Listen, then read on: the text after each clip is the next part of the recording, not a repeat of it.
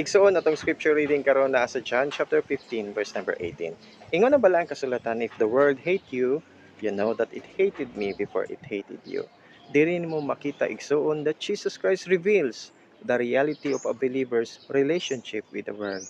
Ingon siya, if the world hate you, you know that it hated me before it hated you. Kani siya nga verse igsuon nagpapatuod nga naagyoy opposition and persecution for those who follow Christ. Kung imo ning sabton nga verse igsuon, Jesus faced hatred and rejection ug iyang gipa-prepare iyang disciples and followers to understand that they will face the same due to their identification with them. Kani siya nga statement is not merely a warning but an encouragement. Giremindan ta sa Ginoo that we are not alone in our struggles. Our Savior has gone before us and experienced the world's hatred. O bitaw na ingon sa John chapter 16 verse number 33, ingon siya, these things I have spoken unto you, that in me ye might have peace.